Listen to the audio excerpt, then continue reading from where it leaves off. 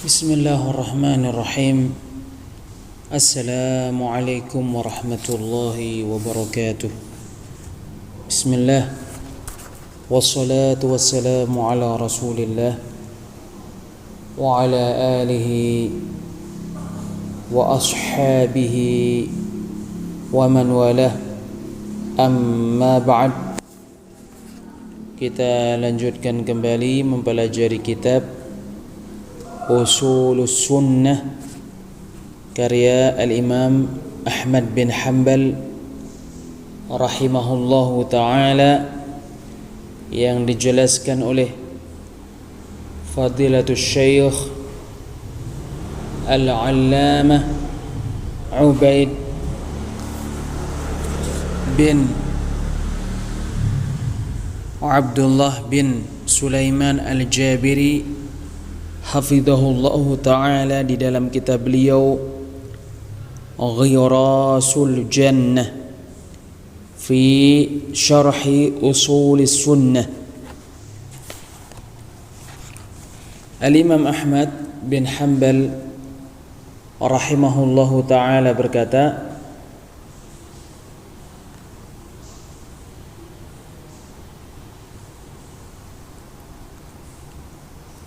wal imanu bi syafa'atin nabi sallallahu alaihi wasallam,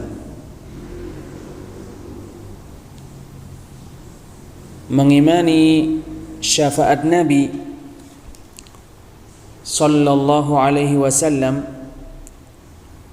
wa biqaumin yakhrujuna minan nari ba'da mahtaraqu wa saru fahma,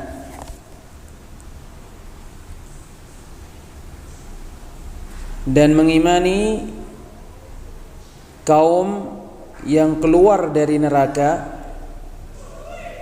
setelah mereka terbakar dan menjadi arang. Fayu'maru bihim ila nahrin ala babil jannah, lalu mereka diperintahkan menuju sungai di pintu surga, kama jaa fil athar, sebagaimana terdapat pada athar, kaifa syaa Allah, sebagaimana yang Allah kehendaki, wa kama syaa, dan seperti yang Allah kehendaki. Innama huwal imanu bihi wat tasdiqu bih, sesungguhnya tidak lain yang dilakukan adalah mengimaninya dan membenarkannya.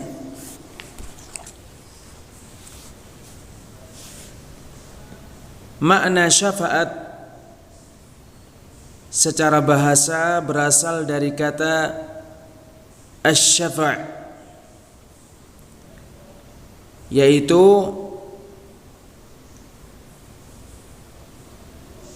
bilangan ganjil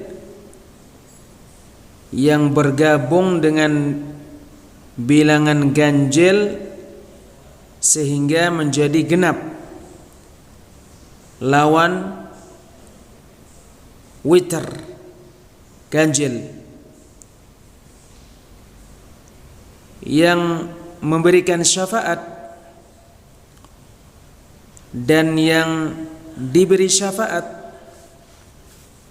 disebabkan kedua-duanya bergabung, maka menjadi genap. Makna syafaat secara kebiasaan adalah su'alul khairi lil ghair, meminta kebaikan untuk orang lain. Maka jika kamu menjadi penengah untuk seseorang di sisi orang lain, agar orang lain itu menggugurkan hutangnya atau memberikan tempo untuknya atau mengurangi sesuatu dari hutang, maka kamu memberikan syafaat, yaitu kamu meminta kebaikan untuk selainmu. Syafaat secara syariat adalah su'alu man radiyallahu qawlahu wa amalahu rabbahu maghfirata dhunubi ba'dil mujrimin. Orang yang perkataan dan perbuatannya diridai oleh Allah, meminta kepada Allah yaitu Rabbnya pengampunan terhadap dosa-dosa sebagian orang-orang yang berbuat dosa.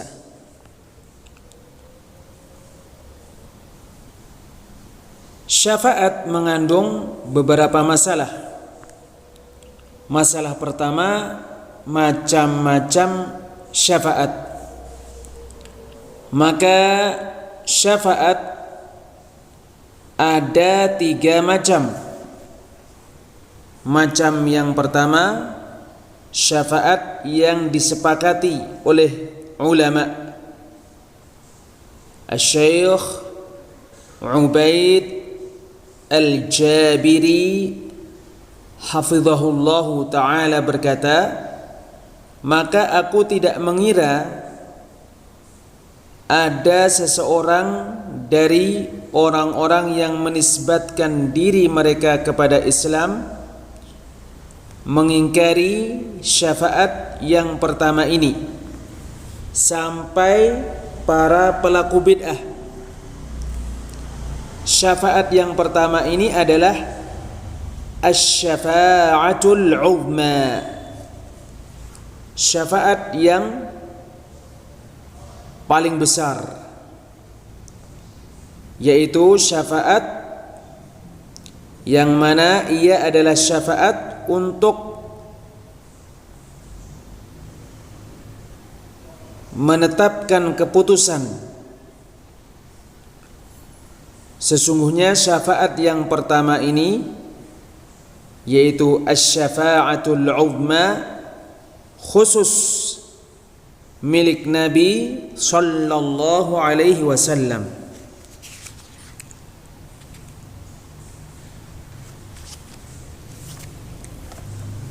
Macam syafaat yang kedua, syafaat untuk mengangkat derajat sebagian penduduk surga.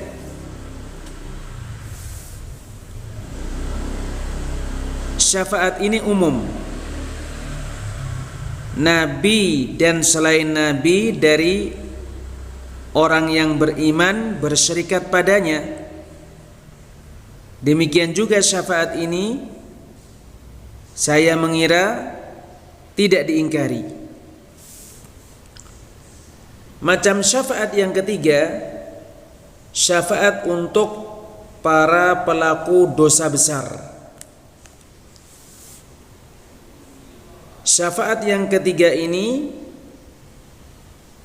adalah perkara yang diperselisihkan oleh ahlu sunnah wal jamaah dengan orang-orang yang menyelisihi mereka dari para pelaku bid'ah, sebab sesungguhnya mereka mengingkari syafaat yang ketiga ini.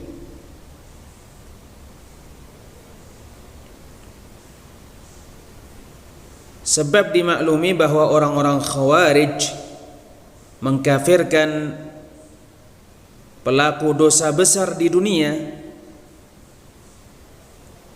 menghalalkan darah dan hartanya serta menetapkan dia kekal di neraka jika dia tidak bertobat darinya. Orang-orang Mu'tazilah sepakat dengan mereka pada setengah yang terakhir ini, yaitu kekal di neraka Jahannam. Sementara orang-orang Mu'tazilah berbeda dengan orang-orang Khawarij terkait hukum di dunia.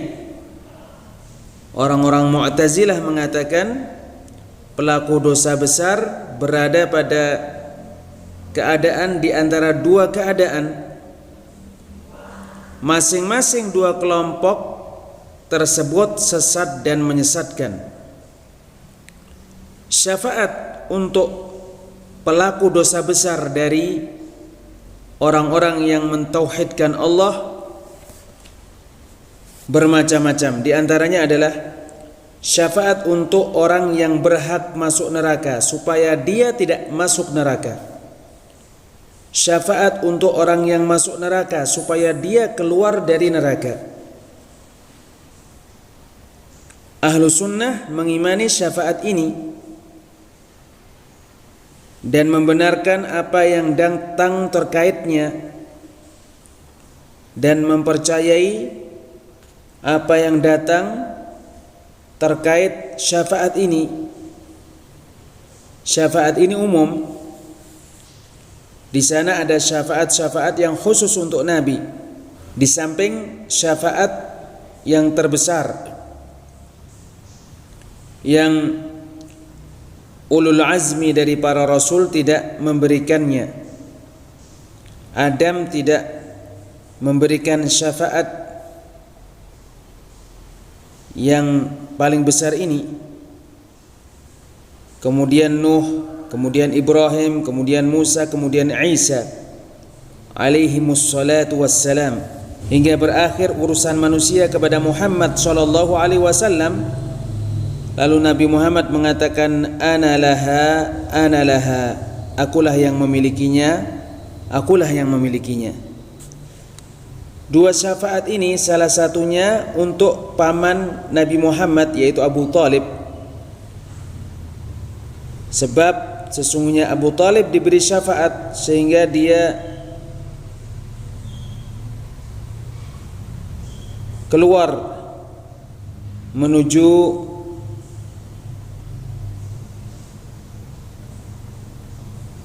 dah dari neraka yang menutupi kedua otaknya. Namun otaknya mendidih karenanya. Mudah-mudahan Allah melindungi kita dan kalian dari siksaan neraka. Syafaat yang lain khusus untuk Rasulullah sallallahu alaihi wasallam adalah syafaat untuk penduduk surga supaya mereka memasuki surga. Rasulullah memberikan syafaat kepada penduduk surga untuk memasuki surga sebagai bentuk pemuliaan dari Allah untuk beliau. Permasalahan yang kedua, pendapat-pendapat manusia terkait syafaat. Terkait syafaat, manusia terbagi menjadi tiga pendapat: menyia-nyiakan, berlebihan, dan pertengahan.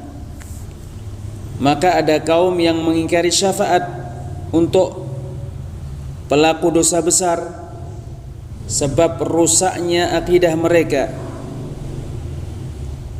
Mereka itu adalah orang-orang pelaku bid'ah. Di antara mereka adalah orang-orang Khawarij dan orang-orang Mu'tazilah. Macam yang kedua, orang-orang yang berlebihan di dalam menetapkan syafaat, yaitu ahli khurafat dari ahli tasawuf, Sebab sesungguhnya mereka menetapkan syafaat untuk siapa yang mereka akui sesungguhnya mereka memiliki kewalian di dunia dan di akhirat. Menetapkan syafaat secara mutlak. Di antara hal itu sesungguhnya mereka datang kepada orang-orang yang dikubur yang mereka klaim ada kewalian pada mereka. Lalu mereka meminta kepada orang-orang yang dikubur itu syafaat dan pertolongan. Macam yang ketiga adalah ahlu sunnah. Mereka adalah orang-orang pertengahan terkait syafaat ini. Sebagaimana sesungguhnya mereka adalah orang-orang pertengahan dalam segala sesuatu. Allah menjadikan mereka seperti susu yang keluar dari dua kotoran, yaitu lemak dan darah, yang mengeluarkan minuman yang segar dan lezat. Masalah yang ketiga, ahlu sunnah menetapkan syafaat dengan dua syarat. Syarat pertama, izin Allah untuk yang memberikan syafaat, dan Allah tidak mengizinkan kecuali untuk orang yang Allah ridai perkataan dan perbuatannya. Kedua, ridha Allah terhadap orang yang diberi syafaat. Dua syarat ini terkumpul pada kitab Allah yang mulia, yaitu pada firman Allah di surat An-Najm ayat 26, wa kam min malakin fis samawati la tughni syafa'atuhum syai'an illa min ba'di an ya'dhana Allahu liman yasha'u wa yarda. Berapa banyak malaikat di langit-langit, syafaat mereka tidak bermanfaat sesuatu pun kecuali setelah Allah mengizinkan untuk siapa yang Dia kehendaki dan Dia ridai. Maka ayat ini mengumpulkan dua syarat ini, yaitu izin dan keridhaan terhadap yang diberi syafaat. Allah tidak ridha kecuali kepada ahli tauhid.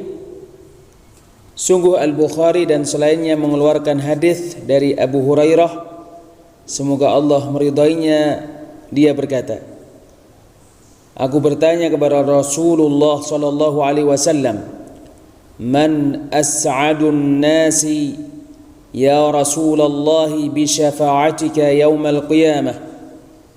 Siapakah manusia yang paling berbahagia wahai Rasulullah karena syafaatmu pada hari kiamat? Rasulullah menjawab, ma kuntu a'dhunnu an yas'alani an hadzal hadits ya Aba Hurairah awwala mink. Aku tidak menyangka bertanya kepadaku tentang hadis ini wahai Abu Hurairah, orang yang pertama sebelummu. Lima araftuhu minka min hirsika 'ala al-hadits, sebab aku mengetahui darimu kesungguhanmu terhadap hadis. As'adun nasi bi syafa'ati man qala la ilaha illallah khalisan min qalbihi atau qala khalisan min nafsihi.